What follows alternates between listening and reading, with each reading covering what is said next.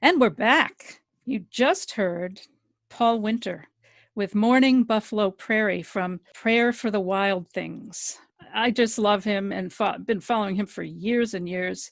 He's from Litchfield, Connecticut, and he started off as a jazz singer, a jazz player rather, and he did that for a bunch of years. Then he started experimenting with nature, and he calls it earth music. And yeah, I get that. He's gone all over the world.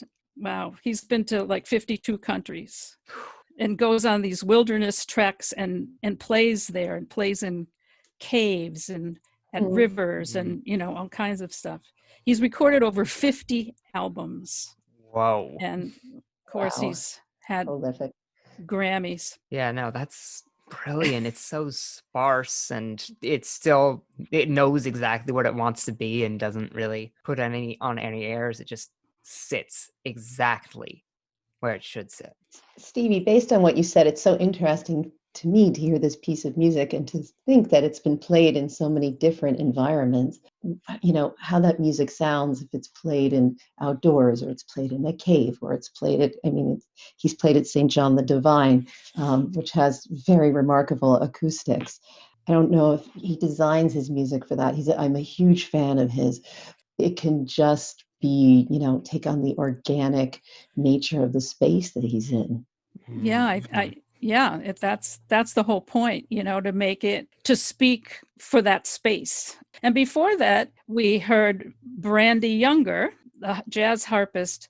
Oh God, I love her. She's so just amazing. cool. That track, Hortense, it's woo. Oh, Obviously, know. she is a legend. She's been featured in the Beyonce documentary Homecoming. She's played with like Common, Maxwell, John Legend, Lauryn Hill, bunch of the big names.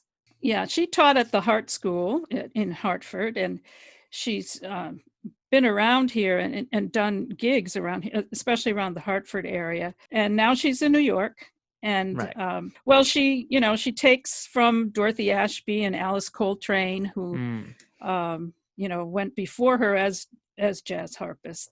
She just really wants to bring the harp in as something to just challenge the regular notions of jazz and harp altogether. Yeah, I dig make it something else. It's beautiful. You don't hear it nearly enough. And we started off with Concentric Drift from Wayne Escoffery Quartet. And oh boy. Yeah, right.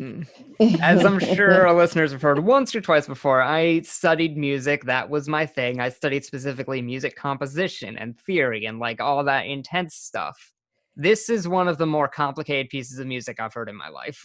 Was this intense for you? This is even intense for me. It's a little hard to hold on to. Yeah, he's brilliant.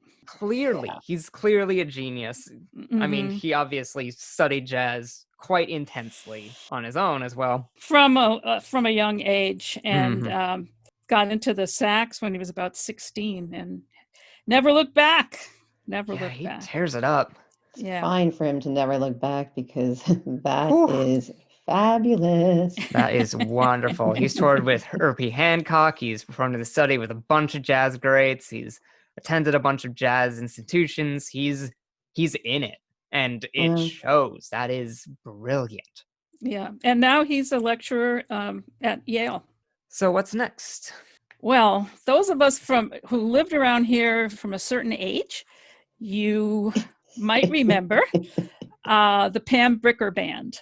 Mm-hmm. And then we have the Coyote Sisters from Northampton, and Leah Kunkel and Marty Gwynn Townsend. One of the original ones was Renee Arman. They were the original Coyote Sisters, and so we're going to hear from them. And then Stephen Schoenberg from the Springfield area.